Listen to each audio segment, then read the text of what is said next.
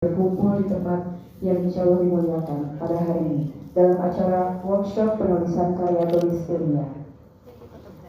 Hadirin yang terhormat, untuk mengawali acara ini, marilah kita membaca lafaz basmalah bersama-sama. Bismillahirrahmanirrahim. Acara selanjutnya penyampaian materi beserta praktik yang akan dipandu oleh Bapak Ilham, dan kepadanya kami persilakan. Terima kasih Mbak. Saya hormati. Bener itu, mic-nya nggak beres. Alhamdulillah baik, sehat, luar biasa. Kan dari kemarin itu Pak. Ya, hari ini kita akan masuk di hari kedua sesuai dengan jadwal seperti yang saya utarakan kemarin. Pagi ini sampai dengan menjelang maghrib nanti kita akan Kemarin kamu kasih mana? Yes, at Yasmin. Ya kan? Iya. Akan ditulis. jurnal. Guys. Artikel-artikelnya itu banyak macam-macam. Ini besar. Ini besar kan ini ya? adalah khusus untuk artikel yang sesuai dengan kaidah-kaidah 2017. jurnal ilmiah. Oh, tuh. Jadi kami berharap selepas dari kegiatan ini paling lambat ya bulan depan adalah 1-2 naskah dari Bapak Ibu yang bisa disubmit di jurnal-jurnal bereputasi nasional. Harapannya seperti itu. Nah, hari ini kita sudah kedatangan narasumber yang ini guru saya sekaligus teman saya, namanya Pak Kadubi, Dr. Kadubi, biasa dipanggil Pak Obing. Materi ini Bapak Ibu ya, materi ini kalau kita dulu diliti, ya, saya dulu peneliti Bapak Ibu, jadi belajarnya itu di tempatnya Pak Obing ini. Materi ini ya, kalau kita diklat itu 5 hari 5 malam. Beneran 5 hari 5 malam. Kadang-kadang pagi ketemu pagi. Jadi kita belajar dari pagi sampai menjelang bakal utuh seharian nih. Bakalan asik nih seharian nih. Malam bimbingan. Bimbingan sama supervisor, satu pembimbing itu membimbing 3 sampai 4 orang. Jadi itu kita ngantri kayak orang skripsi tuh, tesis, disertasi, itu bimbingan mana yang salah, mana bagian pendahuluan ini judul kok begini ya, itu diorek-orek selama 4 hari. Nah, hari kelima, hari Jumat, presentasi dari pagi sampai sore lagi. Nah, ini kita padatkan 1 hari, setengah harian full ya sampai sore, dan saya yakin selepas acara ini kita semua belum tentu bisa menulis dengan baik dan benar. Oh gitu. Optimis lah Pak Ilham, aduh. Gak yakin sama kita. Gak yakin sama kemampuan kita. Iya. Ya, tapi paling tidak untuk dasar-dasarnya Bapak Ibu. Iya kayak gitu, terusin coba. Kami panitia di sini, terutama saya pribadi, Enggak ngisi itu. Continue coba. Kalau memang ada yang perlu dikonsultasikan, kirim. Ya, Nah, itu diisi lagi, Neng. Kami review mana yang sudah bagus, mana yang sudah belum, nanti untuk diperbaiki. Saya janji pribadi saya janji sampai naskah itu dimuat. Silakan, saya terbuka untuk mereview naskah dari Bapak Ibu. Dan ini kemampuan saya ini turun dari Pak Obing.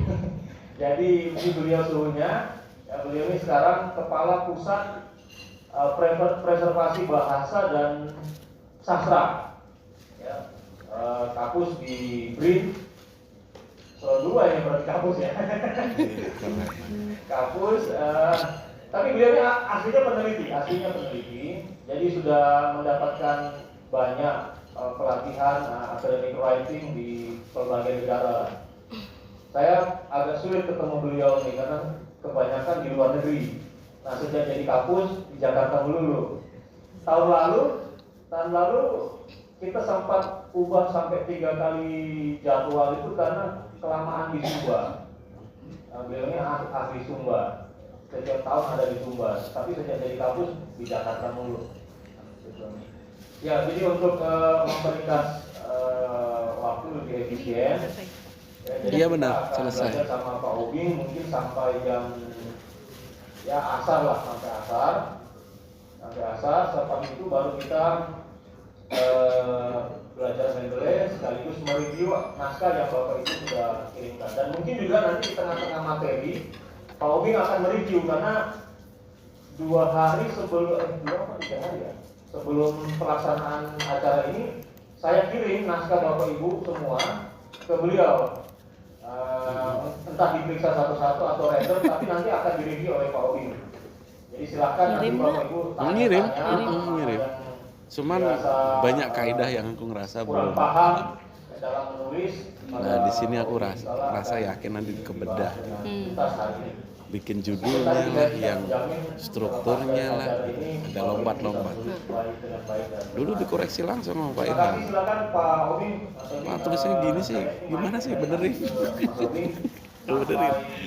Udah mentok kamu merasa segitu cukup. Saya kirim dulu aja. Ya ada ini nanti sesinya review nih bagus.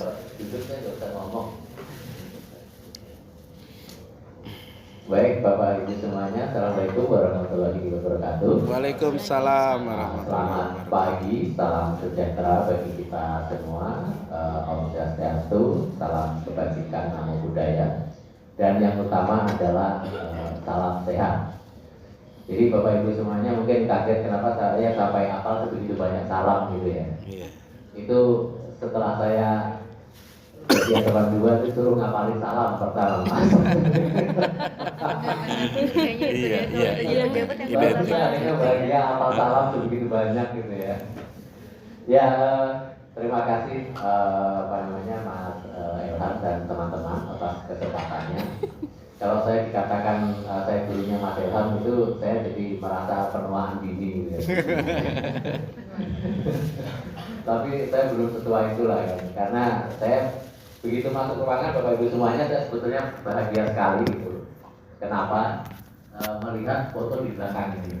Iya. Oh, enggak. Nanti saya wajib foto di situ ya. Enggak lah bercanda.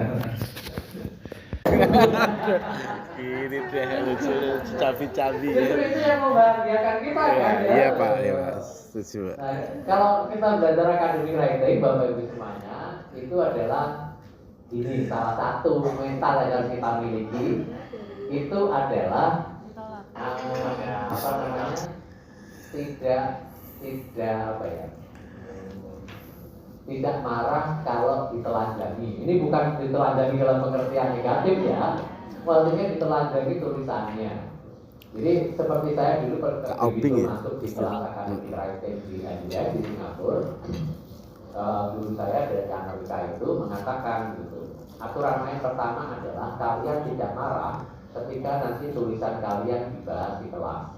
Kalau kalian merasa nanti akan marah, lebih bagus kalian pulang ke negara masing-masing di hari pertama ini.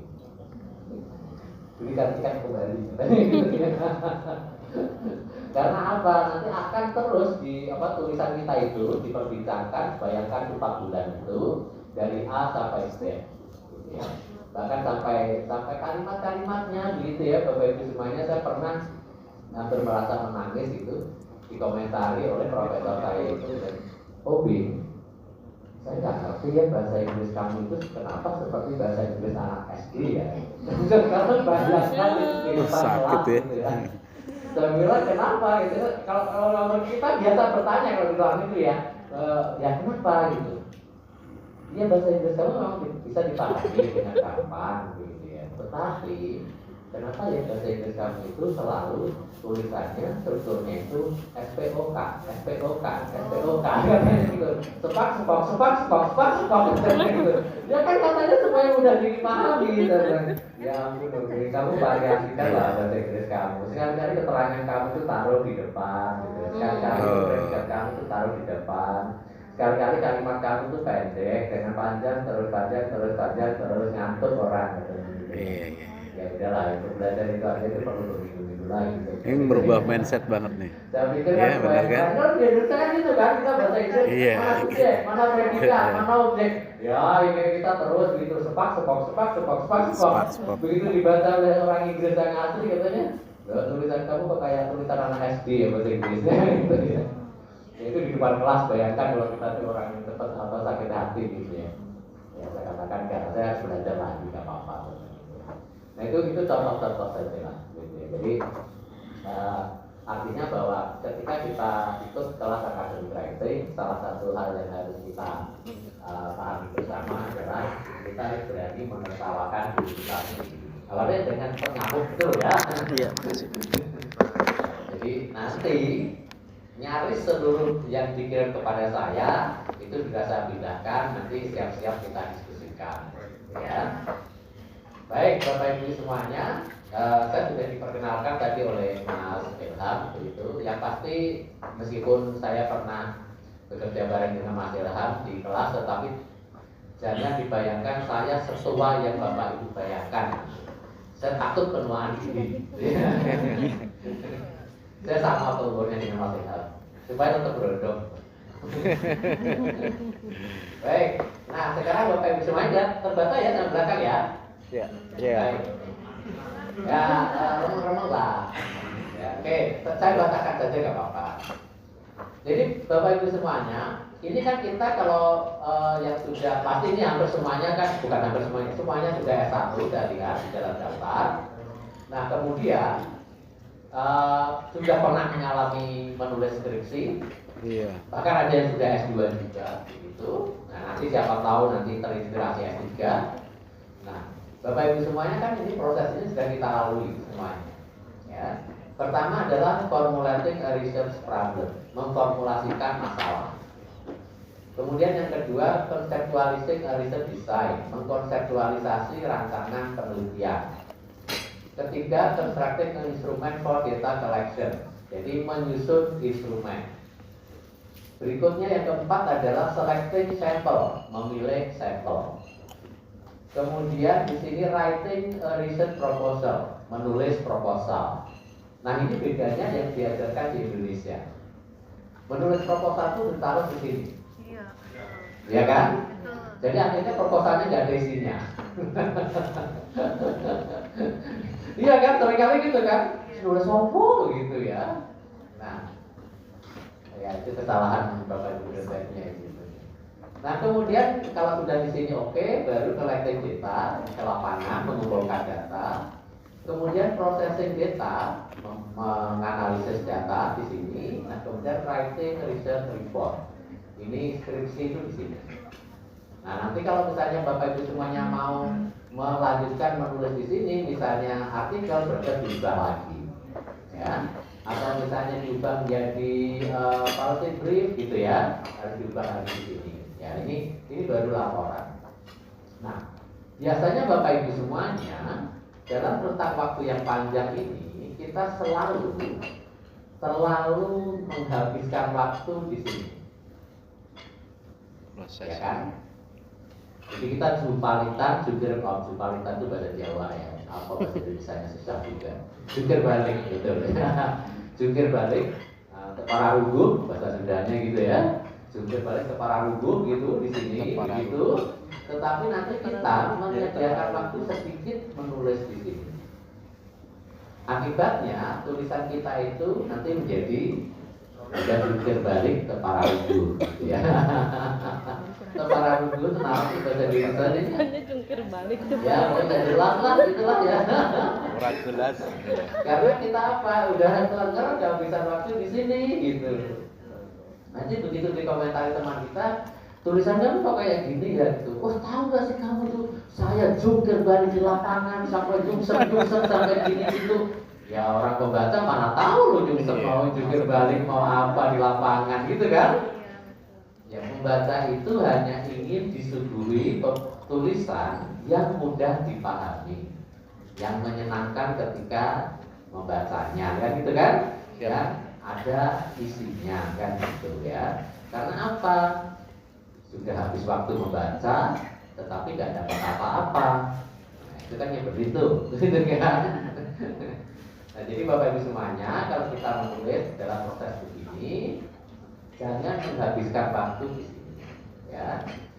Jadi nanti Bapak Ibu semuanya, kalau misalnya memulai proses riset begitu, ya, sekali-kali begitu bagilah waktu untuk menulis ini, ya, jadi waktu yang lebih panjang. Ya. Jadi berapa waktunya ya tergantung Bapak Ibu semuanya. Kalau misalnya kita punya waktu 1 tahun misalnya, ya kita di sini bisa 2 bulan, 3 bulan, 4 bulan. Iya benar Pak. Gitu ya. Jangan di sini apa 1 malam. Gitu ya. Oke. Ya, kemudian kita seringkali beri penjelasan seperti ini. Kira-kira apa sih yang bisa dipahami dari sini Bapak Ibu semuanya? Silakan, kira-kira apa yang bisa dipahami dari situ? Writing an international paper should be different from writing a national paper. Beda. Experience.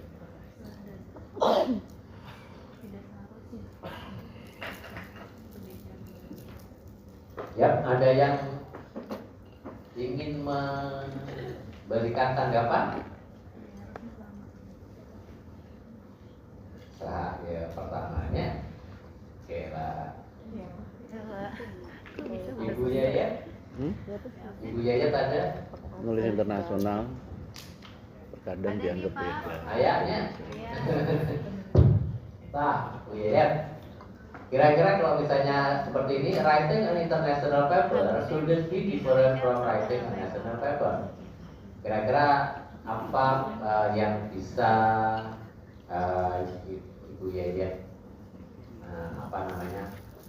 kemukakan dari pernyataan ini? Bahwa ini menulis paper atau artikel atau makalah pada level internasional itu Dianggap ya, beda. seharusnya tidak berbeda dari proses menulis Iya, paper nasional. Ya, jadi begini Bapak Ibu semuanya, kita seringkali berpikir bahwa ketika kita menulis untuk artikel atau paper begitu ya, apapun bentuknya ya, yang akan dipresentasikan atau dikirim ke jurnal-jurnal terindeks global misalnya, itu berbeda dengan misalnya menulis artikel misalnya di jurnal-jurnal di Indonesia. Kan selalu kita pikirnya gitu kan? Iya memang. Padahal sebetulnya enggak juga. Ya, pola artikel itu karena komunitas akademik itu kan di mana-mana sama saja. Ya kan? Nah, sebetulnya pola artikel itu ya sama saja. Kalau kita sudah bisa menulis ya untuk artikel dalam bahasa Indonesia yang akan kita kirim ke jurnal nasional, itu yang bagus loh ya maksud saya ya. Saya yakin sebetulnya Bapak Ibu teman-teman semuanya itu juga bisa menulis ya untuk di jurnal-jurnal yang terindeks global. Karena sebetulnya sama saja, caranya sama saja. Jadi tidak ada yang misalnya sesuatu yang berbeda, ya bahasanya saja yang beda kan gitu aja kan. Polanya sama saja, caranya sama saja, modelnya sama saja, sebetulnya kan gitu ya. Ini kenapa selalu saya kemukakan Bapak Ibu semuanya, karena untuk menginspirasi Bapak Ibu semuanya, saya yakin kalau Bapak Ibu semuanya nanti bisa menulis di jurnal nasional yang keren begitu ya, sebetulnya saya yakin sebetulnya juga bisa menulis di jurnal yang terindeks global. Saya yakin karena modelnya sama, polanya sama, strukturnya sama, caranya sama ya. Ini menurut saya perlu ya kita memiliki inspirasi seperti ini. Nah, kemudian pertanyaan pertama saya adalah kira-kira ini kan semuanya sudah pernah menulis skripsi, kemudian juga bahkan ada juga yang sudah S2 juga menulis tesis begitu, dan siapa tahu juga ada yang sedang S3 di sini gitu ya. Pertanyaan saya adalah Bapak Ibu semuanya, buku academic writing apa yang pernah Bapak Ibu baca? Jadi Panduan silakan tulis di scripting. catatannya masing-masing dan nanti saya akan melihat Nah itu buku MPR. akademik writing apa yang pernah Bapak Ibu baca atau buku tentang menulis. Jangan menulis status masuk di gitu ya. Enggak. Buku tentang menulis akademik ya atau menulis ilmiah apa yang pernah Bapak Ibu baca atau Bapak Ibu gunakan. Jawabannya tidak boleh, ada tidak bolehnya. Tidak boleh, Mas Ubi, saya pernah membaca dengan sangat detail buku panduan menulis skripsi. Nah itu dia Pak. Tapi kan tadi itu. Kalau kayak gitu kan. Buku panduan menulis skripsi tasnya Nggak disertasi lulus nanti. gitu ya Allah. Iya, bener, Pak, itu. Pak. Itu wajib itu Pak. Selain itu, pokoknya selain itu. Tolong Kalau nggak dituliskan skripsi nggak baca itu, Pak. di kertasnya masing-masing dan nanti saya akan melihatnya. Jawabannya tidak pernah. Jadi melihatnya secara acak loh ya. Tapi aku nggak detail bacanya. Nanti sampai sore. Menulis. Silakan. Yang itu aja. 1 menit Yang lagi. kemarin dikasih bukunya itu udah buat. Iya ilmiah populer itu belum sempat baca belum sekilas doang. apa yang pernah Bapak Ibu baca atau gunakan untuk meningkatkan diri atau upgrade atau belajar tentang menulis atau buku tentang menulis apa?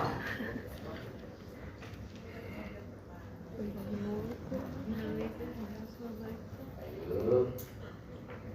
Ingat-ingat kembali, siapa tahu di perpustakaannya itu banyak. Terus jawabannya gini, Mas Ubi saking banyaknya koleksi perpustakaan lupa semuanya. Pokoknya selalu ada alasan gitu ya. Oke, ada yang sudah? Aku perasaan pernah baca tapi sudah lupa.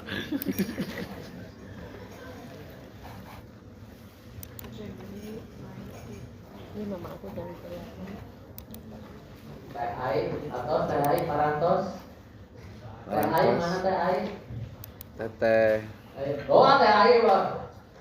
Pak Payuna, itu bahasa Indonesianya paling depan. Pan Payuna. Apa ini? Kayak bahasa dia ya.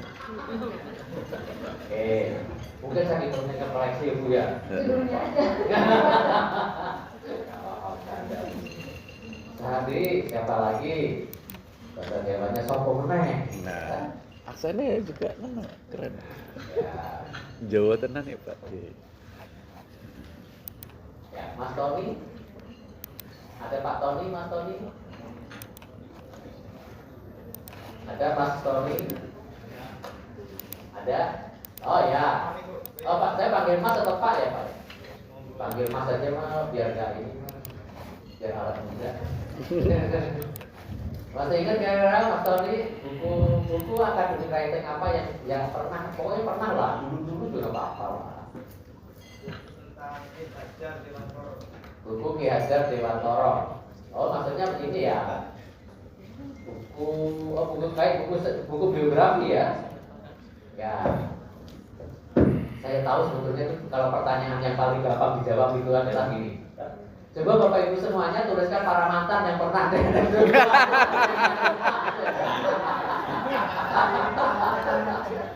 kalau bukan akademik writing apa gitu. Ayo tuliskan mantan-mantannya dulu yang pernah apa gitu. Langsung kan semua itu. Langsung gundul gitu ya. Siapa lagi nih?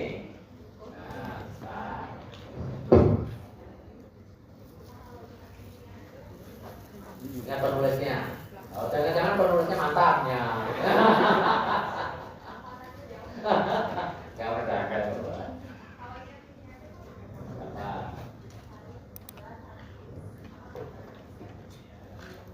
Ya, perkenalkan saya Devi dari Sampus Kabupaten Cianjur.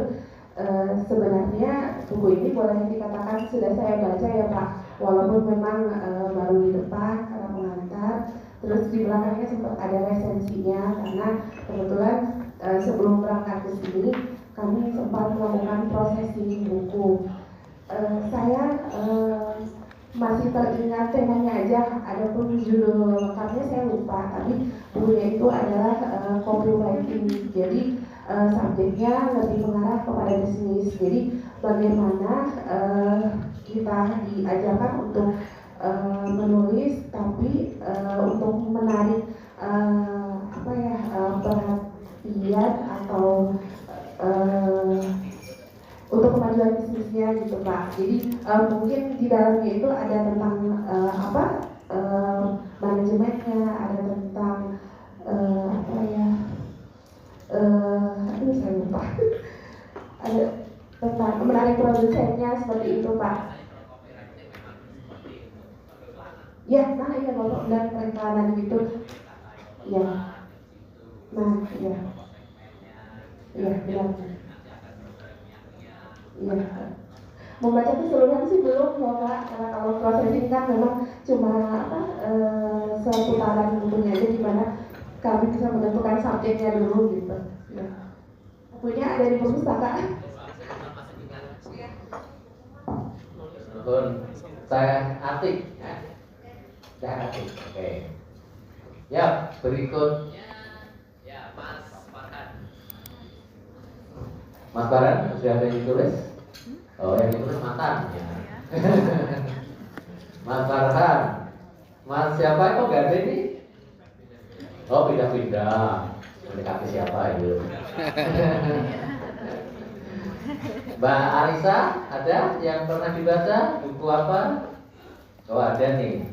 Orang asli Papua dalam pengelolaan pariwisata. Oke, ini tentang buku akademik writing-nya ya. Maksudnya buku ilmiah ya, bukan buku tentang menulis ya. Gak apa-apa. Oke, keren. Mas, baik Mas apa ini? Mas Amrul, terampil menulis kayak ini buku yang akan ditulisnya ini. Baik, jadi Bapak Ibu semuanya, barangkali begini. Kesalahan terbesar di lembaga pendidikan kita adalah begitu kita masuk kuliah, itu kita tidak pernah diajari menulis. Ya kan? Tiba-tiba kita langsung diminta membuat makalah. Ya kan? Langsung diminta membuat ringkasan buku. Iya. Diminta membuat resensi gitu kan? Iya Pak. Terus kemudian begitu jelek dosennya marah-marah gitu. Ya, pengalaman saya juga sih. Artinya pengalaman jadi dosen dan pengalaman jadi mahasiswa juga. Karena kurikulum di kita memang pada semester pertama itu tidak memberikan seperti misalnya di negara-negara luar, ini wajib diambil. Jadi ini adalah 4 SKS, ya, Academic Writing for Graduate Students. Jadi di semester pertama, kan anak-anak itu kan baru masuk keluar dari SMA itu disuruh nulis makalah koyopo gitu, makalah gitu ya, suruh ringkas bener koyopo, suruh nulis kalimat efektif apa kan juga tahu mereka gitu ya. Tapi kan tiba-tiba kan setiap dosen memberikan tugas kan, bikin makalah, Iya, bikin ringkasan, bikin ini, bikin itu gitu kan, presentasi dan seterusnya gitu ya. Akhirnya apa begitu ya, sampai ketika menulis skripsi pembimbingnya stres sendiri dan nyambung kalimatnya gitu kan. Ya sebetulnya itu memang dari awalnya udah gak nyambung memang gitu ya. Nah beda Bapak Ibu semuanya, kalau di luar memang ada banyak buku yang harus dibaca dan dipraktekkan oleh para mahasiswa baru di semester pertama, dan itu banyak 4 SKS itu lumayan banyak. Dan 1 semester ya, 4 SKS 1 semester itu banyak. Jadi ini Academic Writing for Graduate Students.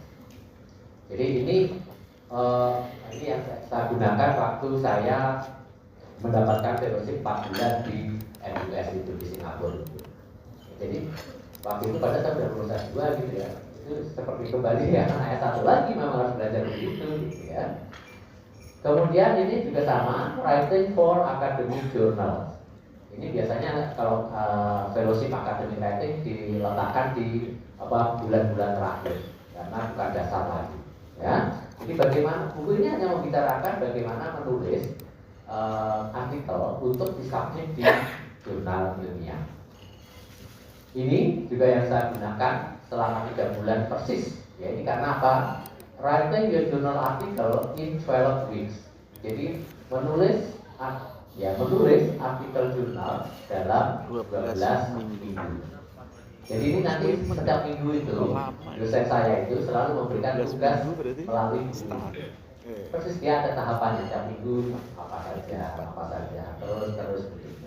Ya. 3 bulan. Nah kemudian ini creating context, writing introduction across genre.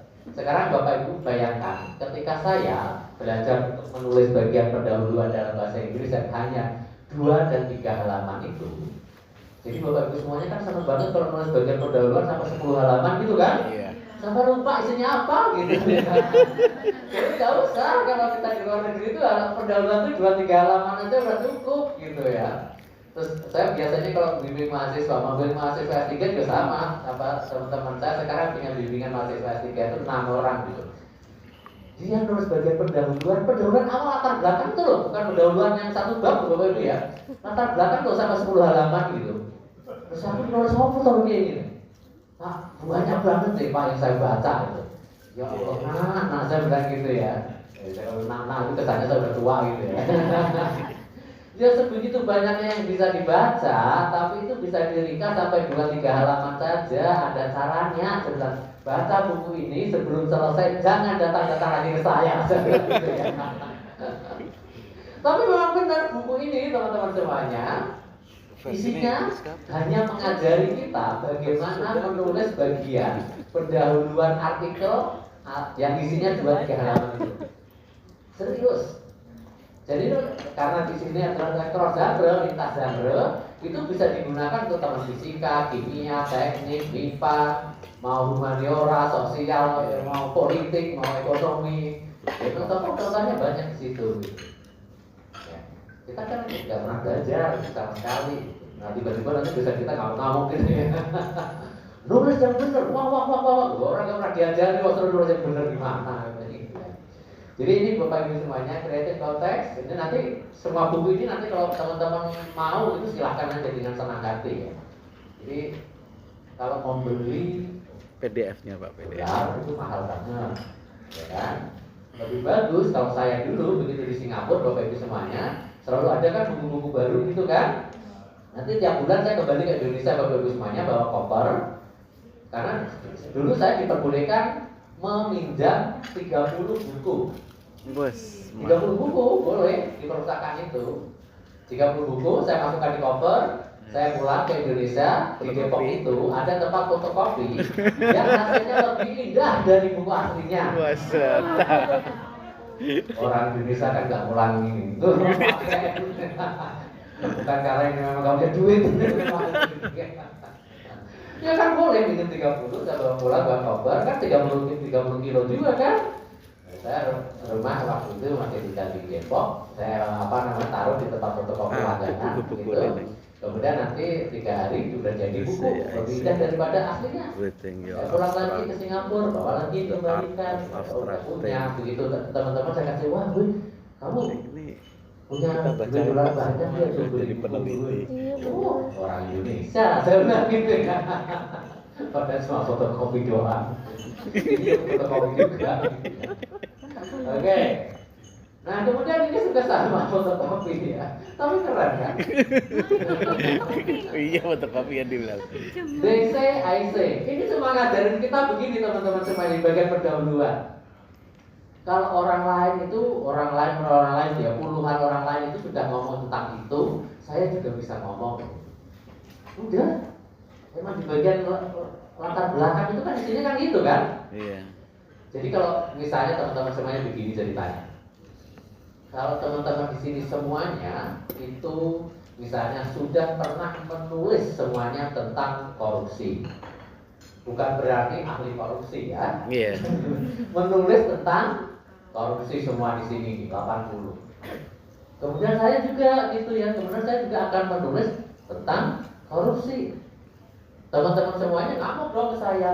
Alah Mas Ubin, kami semua udah nulis tentang korupsi gitu kan. Apaan itu gitu.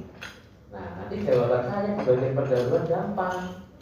Oh iya sih memang gitu ya. Ada teman-teman semuanya ini 80 orang. Misalnya si A, si B, si C, si D dan seterusnya itu gitu kan. Memang sudah menulis tentang korupsi. dari sudut pandang A, dari sudut pandang B, dari sudut pandang C, dari sudut pandang F, dan seterusnya. Tapi saya juga bisa ngomong tentang korupsi dari sudut pandang Z. Nah, itu. Jadi harus bisa begitu kalau ketika kita menulis. Kita berpikir Ya kan? gitu ya. Nah, ini buku ini mengajari itu aja sebetulnya. BC, IC. Mereka ngomong tentang itu, saya juga bisa ngomong tentang itu. Tapi saya berbeda. Mulainya Itu. Jadi nanti kalau teman-teman presentasi dicemooh gitu kan, yang ngomongin tentang perpustakaan digital itu kan udah banyak gitu kan, itu udah biasa gitu kan. Nanti kita pinter jawabnya, oh iya, mereka itu memang sudah banyak yang menulis tentang perpustakaan digital. Ada si A, ada si B, ada si C, sampai si Z. Mereka membicarakan ini, itu, ini, begitu kan. Tapi saya juga bisa membicarakan perpustakaan digital dari sudut pandang titik. Nah, begitu caranya. Ya itu nanti di bagian pendahuluan. Jadi bagian kalau pas skripsi ya bagian latar belakang. Gitu. Tapi kalau bagian di artikel jurnal bagian pendahuluan. Nah ini buku ini sebenarnya hanya mengajari itu aja. They say, I say. Ya. Mereka ngomong begitu, saya juga bisa ngomong tentang itu. Tapi ada tapinya itu. Ya, oke, nanti ada. Nah, kemudian writing your abstract. Ya, menulis abstrak Anda. Menulis abstrak yang hanya sekitar 100 sampai 150-an. Bukan halaman ya, kata. 100 sampai 150 atau bahkan kalau orang di Indonesia katanya bisa sampai 250 gitu ya. Saya tanya, kenapa itu kalau di Indonesia bisa sampai 250 gitu? Orang di Indonesia katanya kan senang yang panjang-panjang. Apa itu yang panjang-panjang? Gitu ya. Pada umumnya kalau di luar negeri kan hanya 100 sampai 150 gitu ya. Tapi di Indonesia kan kalau coba lihat abstrak boleh ditulis sekitar 100 sampai 250 kata gitu kan. Itu menurut saya kok ya aneh juga gitu ya, tapi ya juga lah ya. Nah, itu ada bukunya sendiri teman-teman yang harus kita pelajari. Ya. Jadi buku ini kalau teman-teman membaca, saya yakin sekali kalau ada call for artikel atau call for paper, terus kemudian nanti pertamanya kan yang diseleksi abstraknya gitu kan, saya yakin sekali itu teman-teman tuh lolos ya. Karena ada pola ya, sebetulnya itu gampang banget diikuti ya. Nah saya yakin dosen kita tuh kadang-kadang juga tidak mengajari gitu ya.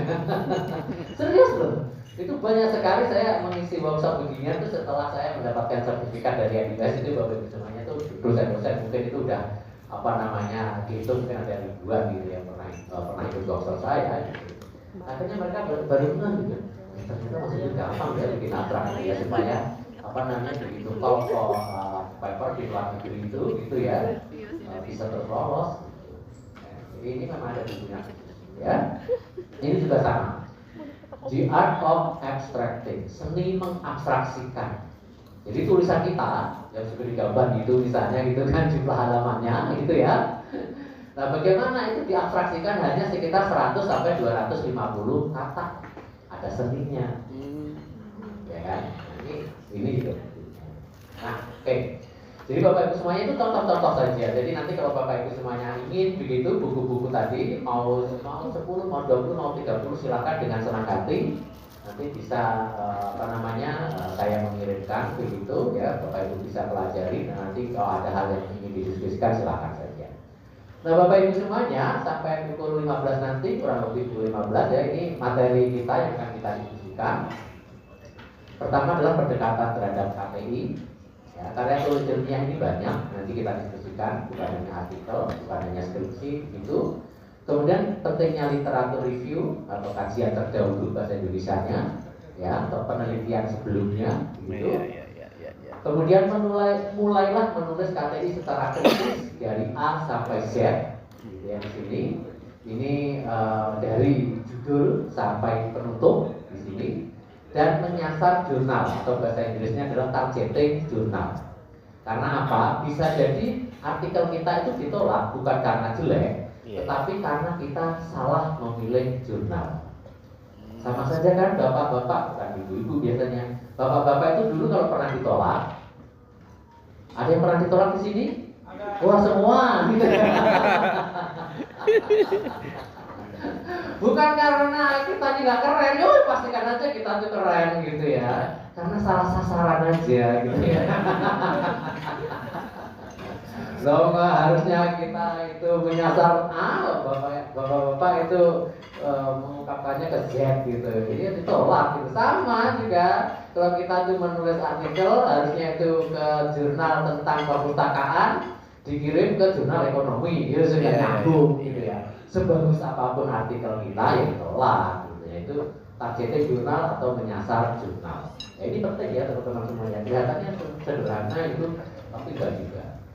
Ya, takutnya adalah kita keren banget nulis, tetapi ternyata ditolak. Alasannya sederhana. Ternyata apa? Gitu ya. Ini enggak sesuai dengan tema atau topik atau cakupan jurnal, misalnya gitu kan. Jadi kan sayang, ya. Baik, kita mulai yang pertama, pendekatan terhadap KTI. Sekarang karya tulis ilmiah, KTI apapun bentuknya, ya, itu kira-kira KTI yang bagaimana? Ya. Oh, yang tebel Mas Ubin gitu. Siapa yang dulu skripsinya lebih dari 300? Ada? Enggak lah Pak lah. Kayaknya hanya saya sendiri. Kalau saya ingat itu rasanya sampai nyesal sekali. Dulu saya habis untuk fotokopi. Masih berondong dulu kalau saya ingat-ingat kayak bodoh banget gitu ya. Ternyata sampai 350 dengan wah istimewa, kualitatif ya. Udah gitu terus aduh saya bilang waktu itu coba gitu ya, skripsi saya itu tipis aja itu duit saya itu gak habis gitu ya. Karena apa? Mikirnya tuh masih anak-anak itu kan gini kan, semakin tebal Makin baik. semakin keren. Iya. Syukurlah kalau Bapak Ibu tidak mengalami ya. Kalau saya kan kebetulan mengalami benar-benar gitu. Ya. Kemudian ada lagi pengalaman saya yang menarik. Saya selalu diminta untuk membimbing adik-adik angkatan, Bapak Ibu semuanya. Jadi kalau kami dulu di LIPI, sekarang di BRIN, itu salah satu tugasnya kalau kita sudah menjadi peneliti senior, misalnya peneliti ahli utama, itu sudah mentok ya itu. Sampai nanti saya umur 70 tahun, ya saya di situ nggak akan kemana-mana lagi, gitu ya. Iya. Itu peneliti ahli utama itu yang udah kalau pustakawan ya pustakawan apa terakhir ya? Utama Utama juga sama Iya. kan? Itu sampai umur 65. 65 ya. 65. Jadi saya masih sampai 25 tahun yang akan datang tetap akan di situ Istimewa. peneliti ahli utama itu. Nah, salah satu jadi saya waktu umur 25 tahun lagi berarti sebelum umur 40 45. saya udah di situ karena udah di Dia sampai 70 Neng. makanya banyak orang yang suka juga Iya. jadi anak-anak kenapa tiba-tiba langsung di situ gitu. Nah tugasnya itu adalah membimbing adik-adik Jadi kakak. presiden aja tuh, Ya, baru dulu ke atas masuk dulu. itu loh. Masih berondong-berondong gitu. Nah, Kira naik motor. kemudian saya diberi tuh Dari Bekasi. artikelnya. Mas Ubin tolong dong dikoreksi sebelum saya submit. Oke. Kemudian beri waktu 1 minggu, kemudian ketemu lagi. Gimana Mas Ubin artikel saya gitu kan? Keren kan, udah itu saya mempersiapkannya lama loh, Mas Ubin 6 bulan gitu. Terus saya sebetulnya juga mau ngomong gimana caranya supaya dia tidak stres juga setelah saya komentari gitu kan. Saya bilang iya sih keren sih, oh, kerennya ditambahkan dong. Iya. Sinnya itu. Nah, ada sapinya. Dia udah mulai mengerti. Kalau pakai emoticon atau emosi itu udah langsung truk gitu ya. Nah, terus kemudian tuh dia bilang gini, saya bilang ini keren sih gitu. Isinya Tapi panjang apa gua. ya, saya sudah membaca bulan baik kok saya nggak ngerti. Saya bilang gitu. Apa coba jawabannya? Ya ampun Mas Ubin itu sampai nggak ngerti tuh membaca artikel. Berarti kan keren banget ya. Aduh rasanya saya udah hampir pingsan bener gitu kan. Kalau orang Sunda mah aduh mak gubrak dan gitu kan. Jadi dalam bayangan adik-adik itu, anak-anak itu semakin keren tulisan, Tapi beda itu akan foto. semakin memusingkan kepala pembaca. Bedaan foto. Teman saya juga ada. Berarti 45 kan usia. Mana ada bilang gitu ya. Terus saya lihat itu Jauh tanah udah kampus loh. kayak gitu konsepnya. Karena sekarang kan pakai konsep istilahnya gitu Empat. ya. Dia Tulisannya bagus, itu adalah tulisannya Empat. gampang dipahami oleh pembaca sasaran. Harus ada pembaca sasaran di belakangnya ya.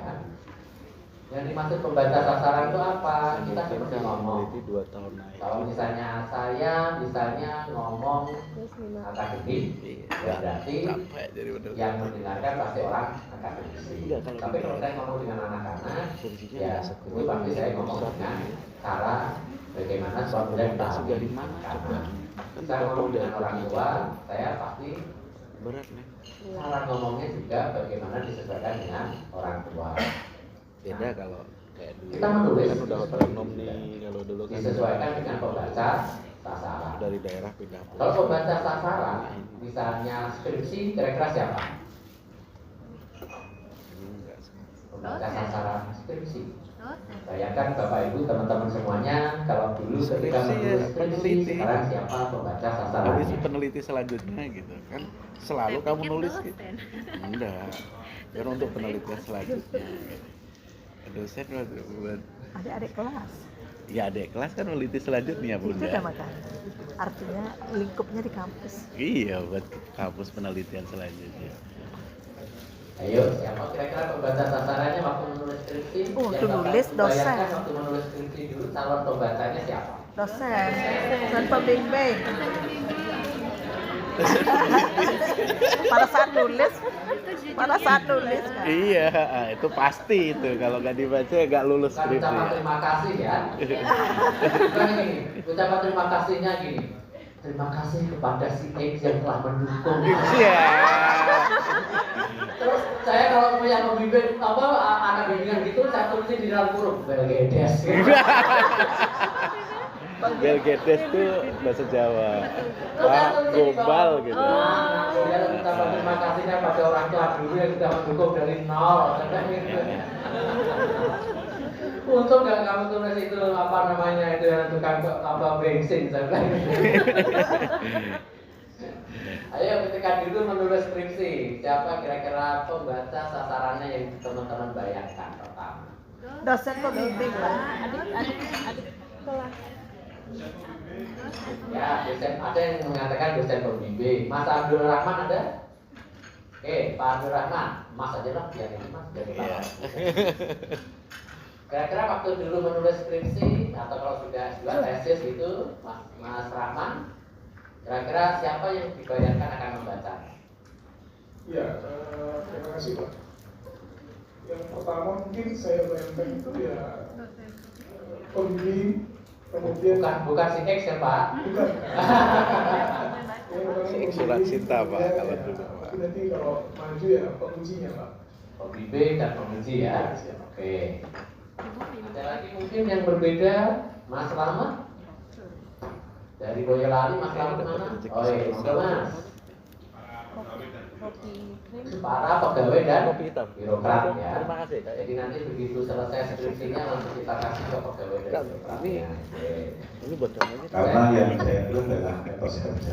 Tetap Ininya kerja ya. bentuknya bukan kopinya neng. Neng ini Mas Amrullah? penuh nih meja nih. Ya, Mas Amrullah di belakang itu. Ya. Kira-kira siapa yang dibayangkan ketika waktu menulis skripsi dulu? Itu balkon ya? Bener. Menulis skripsi dulu, Aku pernah ketemu. mahasiswa, dosen, Kota Cilegon. mahasiswa di sini adik kelas ya Pak yang memang nanti bahan hasil penelitian ataupun observasi saya sebelum saat itu bisa dijadikan acuan untuk adik kelas saya berikutnya gitu Pak. Oke. Kabupaten atau Jadi adik kelas ya. Kayaknya ini mungkin ada kenangan dengan adik kelas. Ya. Enggak lah, bercanda. Kabupaten. Mas Alfian. Ada Mas Alfian dari Kolaka. Oh, ini jauh nih. Sulawesi Tenggara ya. Ada? Oke, Mas Alfian, monggo. Oh, jangan monggo nih. Kalau skripsi saya kan tentang keusulian atau teologi Pak. Jadi memang selain dosen sama mahasiswa, yang bakal mengambil penelitian yang sama, saya berharapnya dibaca sama tokoh agama Pak, sama tokoh masyarakat. Ya. Jadi nanti kalau misalnya tokoh penggunanya. agama yang nggak mau baca itu kasih sih ya. Iya. Oke, sekarang gini teman semuanya. Keterbacaan itu adalah tingkat mudah dan sulitnya suatu teks untuk dibaca oleh pembaca sasaran. Keterbacaan. Ya, pembaca sasaran. Seperti kita ngomong itu selalu ada namanya orang yang kita ajak ngomong ya. Kalau bersemuka itu kan kelihatan gampang. Kalau tulisan kan nggak berdepan-depanan gitu kan, nggak bersemuka gitu kan. Nah, kita membayangkan siapa pembaca pertama, pembaca utama ya. Nah, sehingga nanti tulisan kita itu kita sesuaikan dengan segmen. Seperti kita jualan itu. Iya, betul, ya? segmentasi Kalau kita sasaran. ngomong biasa begitu ya, ngomong biasa begitu kan kita selalu melihat kalau ngomong depan-depanan kan gampang ya, bisa kelihatan gitu. Kira-kira siapa yang kita ajak ngomong gitu kan? Kalau saya misalnya menjelaskan tentang konsep Tuhan kepada Bapak Ibu semuanya sekarang ini, sampai konsep yang tinggi-tinggi dari yang pokoknya sampai nggak kebayang begitu, masih bisa tertangkap kan? Iya. Iya, karena kan Bapak Ibu semuanya sudah ada pengalaman tentang ketuhanan. Coba sekarang bagaimana kita menjelaskan tentang Tuhan kepada anak kecil begitu ya, masih dari tahun 18 lah. anak kan 2 tahun, 3 tahun. Berarti kita bakal dapat. Jadi misalnya contoh paling gampang ini, saya pernah Bisa ngajak setengah ponakan hari. saya, kemudian hujan deras, kemudian berteduh, hujan deras badai, berteduh banyak orang di Ini situ. udah merubah mindset. Pertanyaannya apa coba? Yang diimajinasikan anak itu. Ini baru slide itu berapa nih? Kalau hujan badai seperti ini, katanya Tuhan berteduh di mana ya? Sekarang bayangkan untuk anak kecil itu Sudah membayangkan Tuhan kembali. bagaimana gitu ya. Saya jelaskan di situ banyak orang, nanti kalau salah saya malu. Kelihatan bodohnya gitu ya. Tapi kalau tidak dijelaskan, anak yang tidak kasihan gitu. Jadi dia anak itu kan main imajinasi aja kan. Dia kan pasti pernah dijelaskan oleh ibunya bahwa ada Tuhan, ada ini, ada itu gitu kan. Mantap jiwa. Dia membayangkan dalam situasi seperti itu Tuhan itu seterusnya. Nah, seperti itulah. Jadi ketika kita menjelaskan, Ini kita udah bisa 1 jam. lihat siapa Udah yang 1 jam. menjelaskan, siapa yang kita ajak ngomong. 1 jam baru 10 Menurut slide. kita, keterbacaan terkait dengan tingkat mudah dan sulitnya Ya, sebuah aku teks cuma dibaca tanya. oleh Memoriku pembaca cukup sasaran. gede. Kalau skripsi, Butuh pembaca gambar sasaran nanti pertamanya buat ini. itu adalah Udah. pertama ya, Di- itu adalah pembimbing kita. Udah. Bayangkan saja ketika kita menulis itu pembaca pertama itu adalah pembimbing kita. Karena apa? Tanpa tanda tangan pembimbing kita, ya kan? Mau sekeren apapun gitu ya, nanti pemuka agamanya Mas siapa tadi? Mas tadi? Oh, Mas Alfian itu udah Mas Alfian. puji-puji pemuka agama. Kendari. Ini keren. Ini juga keren. Ini juga keren. Terus ternyata pembimbingnya apaan ini? Katanya. Terus udah sidang sampai nanti penuaan dini. Makanya pokoknya teman-teman nanti kalau melanjutkan studi, misalnya di S2 atau S3, ketika membuat tesis atau disertasi, bayangkan ketika kita menulis itu pembaca pertamanya itu atau pembaca utamanya atau segmen pembaca pertamanya adalah pembimbing kita. Pokoknya nanti teman-teman kita mengatakan wah juga ini itu, tapi kalau pembimbing kita mengatakan juga, wah keren, kamu lanjut, ya sudah lanjut aja gitu kan. Iya. Nah setelah itu nanti kalau teman-teman itu misalnya, oh mau saya ubah menjadi buku gitu ya, mau dibuang 75%-nya dari tesis disertasinya ya silakan aja. Karena apa? Itu tanggung jawab pribadi. Iya. Tapi selama masih menjadi skripsi, tesis, disertasi, itu ada tanda tangan pembimbing, ada tangan penguji. Itu mereka yang pembaca pertama dan utama. Ada segmennya itu. Baru memang setelah itu adalah komunitas akademik di bidang utama. Iya. Setelah itu meluas mungkin pemangku kepentingannya. Kan gitu kan? Berarti segmennya tetap pengguna pertama ya. Ya. Jadi Bapak Ibu semuanya, jadi kita jangan berpikir bahwa tulisan yang bagus adalah tulisan yang memusikkan kepala. Ya. Pokoknya paling gampang dibaca. Ya. Nah, yang dimaksud karya tulis ilmiah Bapak Ibu semuanya, jadi nanti kalau misalnya Bapak Ibu semuanya misalnya ingin mengikuti workshop KTI, ya, hati-hati yang akan dipelajari itu apa. Karena KTI itu banyak jenisnya. Jadi di sini misalnya teman-teman semuanya ya, KTI itu bisa hasil penelitian, bisa hasil pengembangan atau development, dan atau tinjauan, ya, ulasan, kajian, atau pemikiran sistematis yang dituangkan oleh perseorangan atau kelompok yang memenuhi kajian ilmiah. Saya jelaskan di sini, pemikiran sistematis. Boleh nggak sih sebetulnya kita itu tidak melakukan penelitian lapangan gitu ya, tetapi kita itu menulis akademik? Boleh. Ya, para teolog itu keren-keren itu kan cara berpikirnya itu keren banget gitu. Para ustadz kita yang keren-keren banget itu gitu kan, ketika mau memikirkan sesuatu konsep keagamaan keren banget, mereka nggak melakukan itu, tapi bisa menulis dengan bagus. Itu adalah pemikiran sistematis. Dan itu kalau misalnya dikirim ke jurnal yang tepat, itu dianggap sebagai sebuah KTI. Jadi KTI tidak harus selamanya berbasis penelitian. Ya, jadi nanti kalau Bapak Ibu semuanya ingin, ada kenaikan pangkat harus menulis karya ilmiah gitu kan. Mas Bobi saya itu kan nggak punya hasil riset atau penelitian lapangan, ya nggak apa-apa. Kan di perpustakaan banyak buku, baca aja. Kan des riset bisa. Des riset. Ya kan? Des. Dan kita sampai. Ya. Apaan itu? Des itu. Nah, kalau kita kategorikan seperti penelitian pendahuluan gitu. Jadi dalam bentuk laporan hasil kegiatan ilmiah, laporan penelitian, laporan pengembangan, laporan evaluasi. Kira-kira skripsi disertasi masuk di mana? Oh, studi pustaka. Pasti teman-teman kok nggak ada sih masukin skripsi disertasi berarti nggak KTI dong. Ya, laporan ilmiah di sini, laporan penelitian. Ya, itu belum publikasi. Ya, kan belum diterbitkan di mana-mana gitu kan.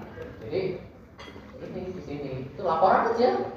Kan kita kan udah kan ya Pak ya. Kita menulis skripsi, tesis, disertasi itu adalah cara kita melaporkan kepada pembimbing kita gitu kan, bahwa kita sudah melakukan latihan menulis kan itu kan, melakukan penelitian kemudian menuliskannya kan itu kan, nanti diujikan ya di sini.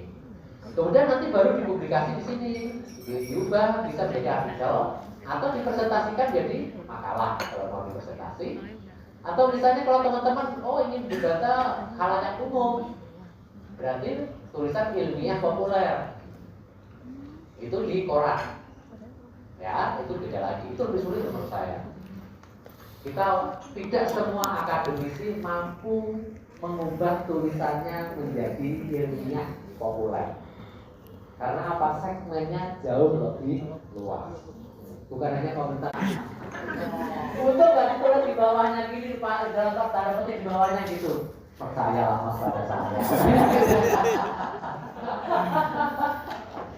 Ya percaya gimana orang nggak ada buktinya gitu ya, nggak ada argumennya gitu ya. Nah, jadi selalu ada bukti teman-teman ya, misalnya itu data. Apakah data itu harus penelitian kita sendiri? Enggak juga. Teman-teman bisa kan mengutip tulisan-tulisan orang gitu kan, hasil riset orang gitu kan. Misalnya, minat baca Indonesia itu masih sangat rendah, dan hal itu dibuktikan oleh misalnya riset si A, si B, si C, dan sebagainya. Enggak apa-apa, itu namanya mensitasi. Sitasi. Kalau semua harus kita buktikan sendiri, belum mati kan? Sampai kita pensiun ini nggak terbukti. Nah kemudian yang kedua Bapak Ibu semuanya menggunakan struktur dan urutan untuk memandu pembelajaran. Setiap bentuk tulisan tadi ya selalu ada pola yang berbeda-beda. Misalnya kalau skripsi, mentang-mentang namanya Siti. Dominan kamu Surat itu kan pasti struktur dan urutannya kan pasti paling atas, misalnya apa ya? Kalau surat apa Bu? Kalau sering membahas surat. Kok surat, misalnya gitu ya, kok surat. Nah, kemudian tanggal.